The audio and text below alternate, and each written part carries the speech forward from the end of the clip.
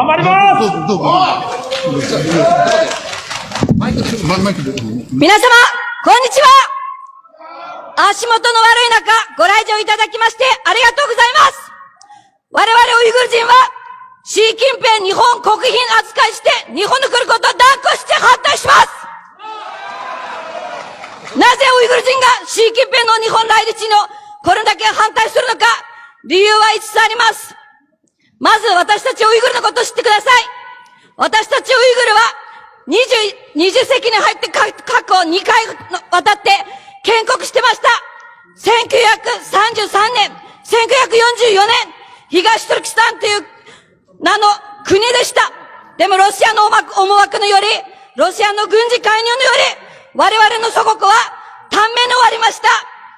私たちは二度と大国の利益にウイグル人が犠牲になるのは許しません。1955年から新疆ウイグル自治区という名を付けて、中国はウイグル地区を自分のものにしました。それ以来、65年間、数々のジェノサイドをウイグル人に実施してきました。まずウイグル人の人口、世界中に謎です。なぜウイグル人の人口を正しく正確に公表しないのか。それは中国が目論んでる大きなジェノサイドの計画があるからです。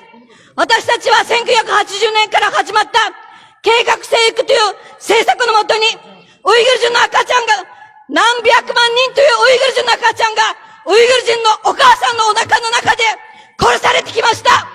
それにも飽き足らずに、今中国は再教育キャンプという名の付けて強制収容を立てて、ウイグル地区で1000カ所以上の場所でウイグル人を監禁してます。報道によると300万人、400万人という数のウイグル人を自由のない狭い空間で苦しめられてます。このウイグル人の罪は何なんでしょうか。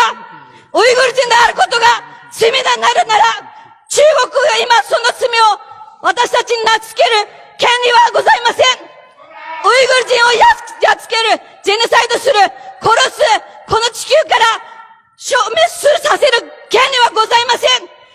こんな覇権主義、こんなテロリスト集団のトップである習近平がのうのうと日本の国賓として来日するのは日本の尊厳に関わる問題です。断固反対します。ウイグル人の人口400万人殺して、私たちを少数民族として世界中に紹介してきました。ただ忘れないでください。ウイグルは植民地であります。チベット、モンゴルも植民地であります。我々の自由なき、この世の中に平和を訪れません。そのためにも、今中国共産党というテロリスト集団を解体しなければなりません。中国共産党というテロリスト集団が解体なしで、地球には真の平和が来ないです。世界のルールを守らないで、化学兵器作って、武漢ウイルスを世界中にばらまいた張本人である中国共産党の習近平氏が来日するのは、ウイグル人は絶対断固反対します。どうか今日のデモに最後まで付き合っていただきまして、国民の財産、そして日本国民の皆さんの命を守るために、みんな力を合わせて頑張りましょう。ありがとうございます。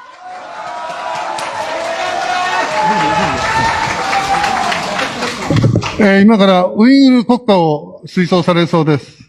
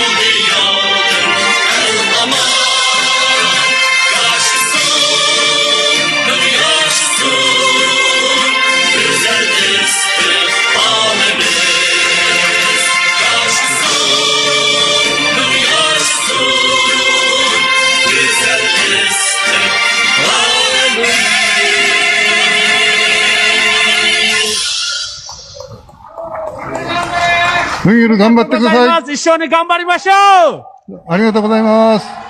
小林さん。隣の赤い旗抱えてるのが、小林修英さんで、チベットの人権弾圧について